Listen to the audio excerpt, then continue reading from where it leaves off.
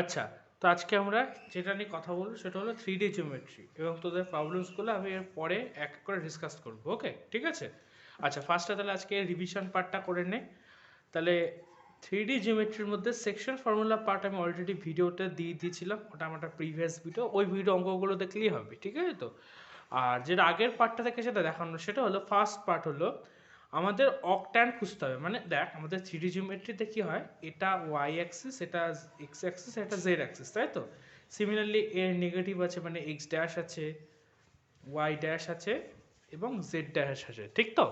এবার আমাদের অকট্যান্ট হয়, মানে এটা একটা অকট্যান, এটা একটা অকট্যান, মোট 8টা তৈরি হয়। ওকে, ঠিক আছে?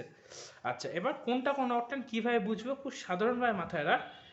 একটা আমাদের তো থ্রি সিস্টেম দেবে, মানে তিনটে পয়লা পয়েন্ট দেবে। যদি দুটো দেয় তো নো প্রবলেম, যদি দুটো দিত, দেখ ফর এক্সাম্পল বলি, যদি তোকে এরকম দেয় জিরো, আচ্ছা না আমি এখানে দেখাচ্ছি, ঠিক আছে তো? ভালো করে দেখ, তিনটে পার্ট থাকবে তোর। যদি ফার্স্ট পার্ট, যদি কোনো একটা পার্ট জিরো হয় তাহলে কিচ্ছু লিখবি না। যদি কোনো একটা পার্ট নেগেটিভ হয় তাহলে ড্যাশ দিবি। আর যদি কোনো একটা পার্ট পজিটিভ হয় তখন নর্মাল ওটাই লিখে দিবি। এক্সাম্পল বলছি, দেখ, 2 -3 4, 2 মানে পজিটিভ, মানে এখানে এক্স হবে, কারণ আমরা তো জানি এটা এক্স পোর্শন, এটা ওয়াই পোর্শন, আর এটা জেড পোর্শন। তাহলে ভালো করে দেখ, যদি এটা এক্স হয় তাহলে ওটা কি হচ্ছে বল, ওটা এক্স ড্যাশ, ওটা এক্সই থাকবে কারণ এটা পজিটিভ। -3 মানে ওয়াই জায়গায় হবে ওয়াই ড্যাশ, আর জেডে আছে পজিটিভ, তাহলে এটা হবে জেড। তাহলে আমার আর আর সেকেন্ড নাম্বার অলওয়েজ অরিজিন দিবি, মানে জিরো, ঠিক আছে তো?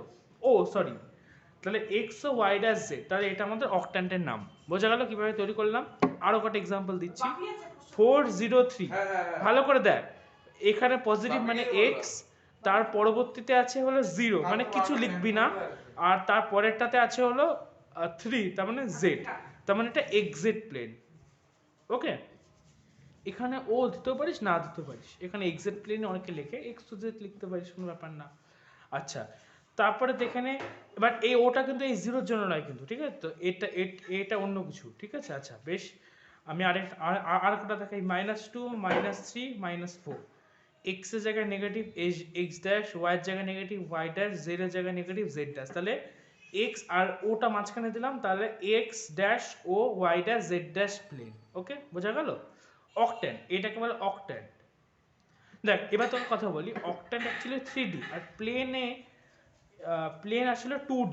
ভালো করে মাথায় রাখ, প্লেন আসলে একটা 2D ফিগার, আর অকট্যান হলো আসলে একটা 3D পার্ট, ঠিক আছে তো? আচ্ছা, আরও কটা দেখে নি চল। 4 -3 5, ঠিক আছে? কি হবে বল?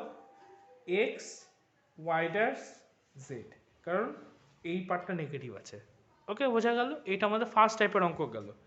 এবার আছে সেকেন্ড পার্টে, যখন ইমেজ তৈরি করতে দেবে বা ইমেজ করতে দেবে কারোরটা প্লেনের রেসপেক্টে, ভালো করে বুঝবি কিভাবে করবি।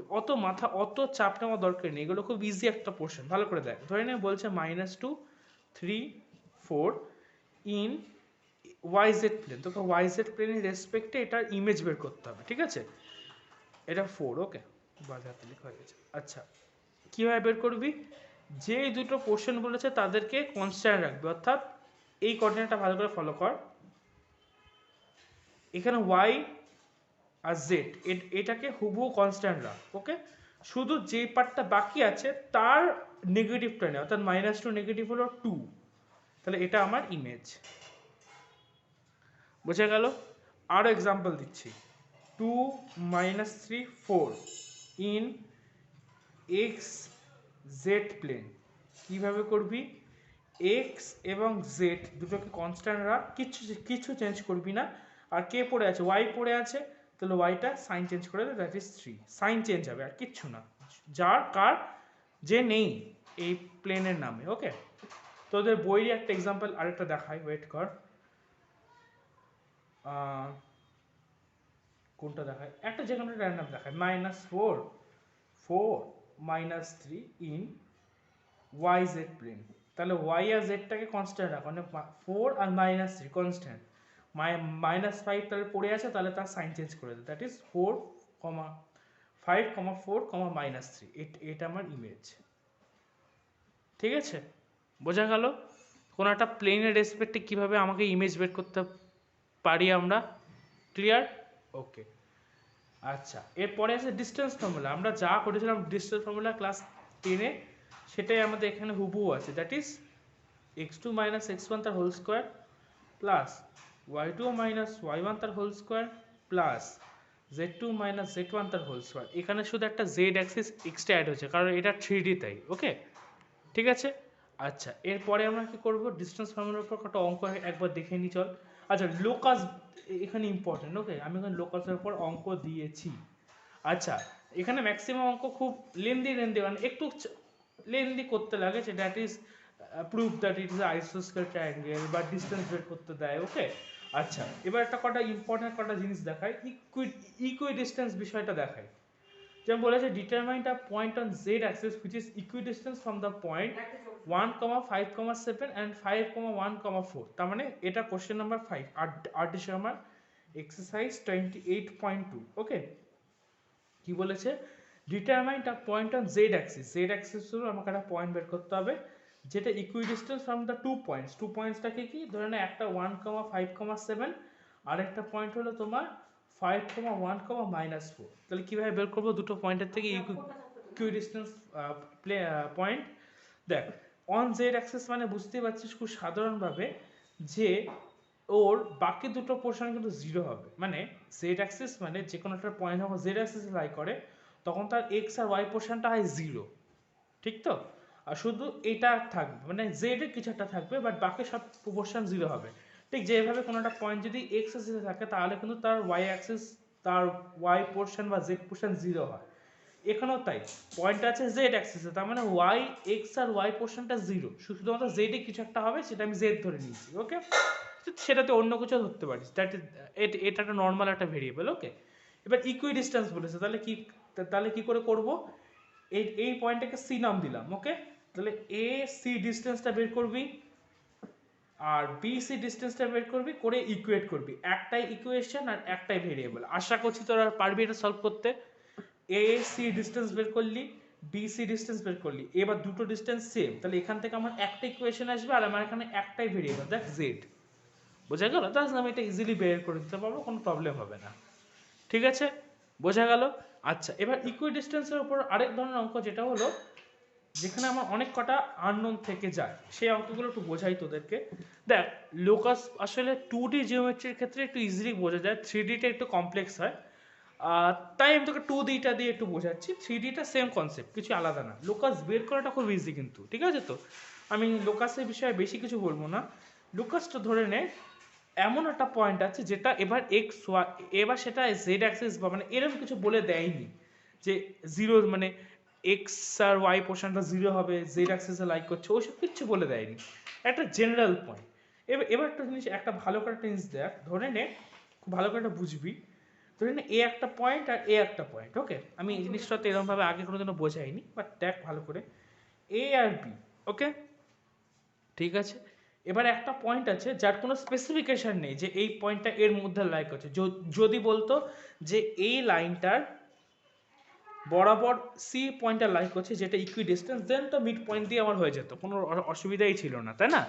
কিন্তু আমাকে এরকম কোনো স্পেসিফিকেশন কিন্তু দেয়নি। ঠিক আছে, এবার কি হবে ভালো করে দেখ, এই দুটো ডিস্টেন্স সেম, এসি আর ইকুয়াল টু বিসি। এবার সি পয়েন্টটাকে আমি এখানেও তৈরি করতে পারি, দেখা গেলো তাও দেখবো দুজন মিলে সেম আসবে। সি পয়েন্টটা এখানেও তৈরি হতে পারে, স্টিল এসি আর বিসি সেম হবে। আমার তো কন্ডিশনটা বলেছে এসি ইকুয়াল টু বিসি, মানে দুটো ইকুই ডিস্টেন্স। এখানেও হতে পারে, এখানেও হতে পারে, এখানেও হতে পারে, এখানেও হতে পারে, এখানেও হতে পারে, এখানেও হতে পারে, এখানেও হতে পারে। মানে আমি যা বুঝছি সেটা হলো, যেহেতু কোনো স্পেসিফিক কন্ডিশন দেয়নি, আমি একটা ফিগার পেয়ে যাব, যেই ফিগারটার প্রত্যেকটা পয়েন্ট সি পয়েন্ট হতে পারে, অর্থাৎ প্রত্যেকটা পয়েন্টের সাথে এই দুটো ডিস্টেন্স সেম। বুঝতে পারলি আমার ব্যাপারটা আমি কি বলতে চাইলাম? এবার যেই ফিগারটা আমার তৈরি হলো, সেই ফিগারটাকে আমরা বলি লোকাস। অর্থাৎ একটা স্পেসিফিক কন্ডিশনকে মেনটেন করে আমি যদি একটা ফিগার ড্র করি, তাহলে সেই যে ফিগারটা তাকে বলে লোকাস। আর তার ইকুয়েশন আমাদেরকে বের করতে হলে সেটাকে আমরা বলবো ইকুয়েশন অফ লোকাস। আমরা কোনিক সেকশন করার সময় কিন্তু এর সাথে কোনিক সেকশনে অনেক সিমিলারিটি আছে। কিভাবে? আমরা বলেছিলাম যে কোনিক সেকশন প্রত্যেকটা ফিগার তৈরি হওয়ার পেছনে একটা কন্ডিশন আছে। ভালো করে দেখ, সার্কেলেরটা একটু বলি। এটা একটা এ পয়েন্ট ধরে নে, আর এ একটা পয়েন্ট যেটা হলো বি। আমি বলছি এই দুটো পয়েন্ট যেন অলওয়েজ এই দুটো পয়েন্টের মধ্যে ডিস্টেন্স যেন অলওয়েজ সেম হয়। এবার এই ডিস্টেন্সটা সেম, এবার বি পয়েন্টও যে কোনো জায়গাতে হতে পারে, এখানেও বি পয়েন্ট হতে পারে, তাহলেও এই ডিস্টেন্স সেম হবে। এখানেও বি পয়েন্ট হতে পারে, তাহলেও এই ডিস্টেন্স সেম হবে। তাহলে এটা এটা এটা একটা মুভিং পয়েন্ট।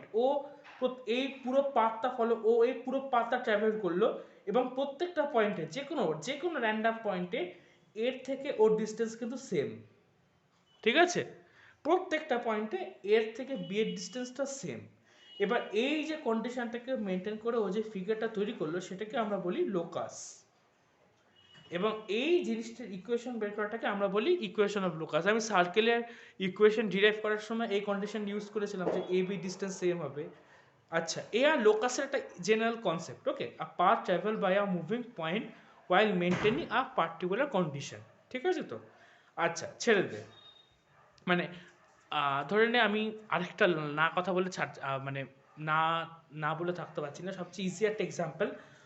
ধরে নে আমি তোকে একটা ডিরেকশন দিলাম যে তুই সোজা গিয়ে বাঁ দিক গিয়ে ডান দিক যা, নিয়ে একটা গোল করে ঘোর। এবার তুই যে আমার কন্ডিশনগুলো শুনে শুনে যে মুভ করছিস, তুই যে পাথটা ট্রাভেল করছিস, সেটা একটা লোকাস হয়ে গেল। ঠিক আছে, এইভাবে তুই পয়েন্টটাকে বলছিস বি পয়েন্ট, তুমি এর থেকে ইকুই ডিস্টেন্স মেনটেন করবা। ঠিক আছে তো? তুই সেটা করতে গিয়ে যে পাথটা ফলো আপ করলি সেটাই লোকাস।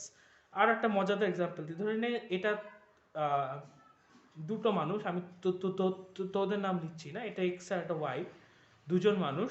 আমি তাদেরকে বললাম যে তোমরা দুজন কিন্তু সেম ডিস্টেন্স মেনটেন করে চলবা। এবার দেখা হলো এক্সও এদিক চলছে, তাহলে ওয়াইও এদিক চলছে।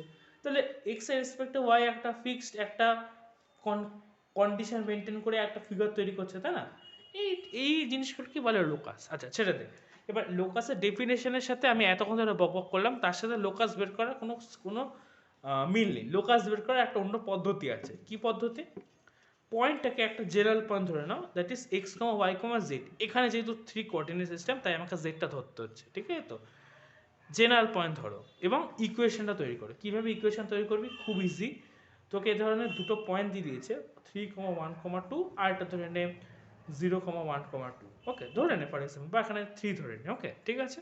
তোকে বলছে এই দুজনের সাথে ইকুই ডিস্টেন্স হবে এমন একটা পয়েন্টের লোকাস বলো। ঠিক আছে, লোকাসের ইকুয়েশন বলো। আচ্ছা, কি করে বের করবি? এপি ইকুয়ালস টু বিপি করবি simply. AP equals to BP করবি, দুটোর মধ্যে ডিস্টেন্স বের করবি, স্কোয়ার করবি, করে একটা ইকুয়েশন আসবে। সেই ইকুয়েশনটা কোয়াড্রেটিক হোক কি কিউবিক হোক, যা ইচ্ছে হোক না কেন, তোর তাতে কোনো মাথা ব্যথা নেই। একটা ইকুয়েশন আসবে যেখানে এক্স ওয়াই জেড থাকবে, ব্যাস, স্পষ্ট কথা। ঠিক আছে, এবং সেই ইকুয়েশনটাকে বলা হচ্ছে ইকুয়েশন অফ দ্য লোকাস। আমি এখানে একটু দেখিয়ে দিই। এখানে 3 মাইনাস এক্স তার হোল স্কোয়ার, 1 মাইনাস ওয়াই তার হোল স্কোয়ার, আর আরেকটা হলো 2 মাইনাস জেড তার হোল স্কোয়ার ইকুয়ালস টু, আর অন্যদিকে আরেকটা কথা হবে এক্স স্কোয়ার, মানে root over x square plus y minus 1 তার whole square plus z minus 3 তার হোল স্কোয়ার। এবার বোথ সাইডে রুট উঠিয়ে দে, তাহলে এরকম জিনিসটা দাঁড়াবে। এবার এটাকে সিম্পলি সলভ কর, তো যা আসবে সেটাই এর আনসার। সেটা লিনিয়ার ইকুয়েশন আসুক কি কিউবিক আসুক কি কোয়াড্রেটিক আসুক, সেটা ম্যাটার করে না। তো যেটা এইটা সলভ করে আসবে সেটাই তোর ফাইনাল আছে, এবং সেটাই তোর ইকুয়েশন অফ দ্য লোকাস। ঠিক আছে, আর কিচ্ছু না। যা কন্ডিশন দেবে সেটাকে সলভ করবি এবং এক্স ওয়াই জেডের রেসপেক্টে একটা ইকুয়েশন তৈরি করবি। ঠিক আছে, এবং সেটাই তোর ইকুয়েশন অফ লোকাস। ঠিক আছে, বোঝা গেল? আজকে পরীক্ষার জন্য অল দ্য বেস্ট। আমি এর পরে ভিডিওটাতে আজকে প্রবলেমসগুলো ডিসকাস করে দিচ্ছি, আর এরকমই যেন তোদের পরীক্ষা ভালো হয় সেটাই আমি আশা করছি। ঠিক আছে তো? ওকে, চল টাটা। আর কোনো অসুবিধা হলে একটা আমাকে স্ক্রিনশট পাঠাস। বাই।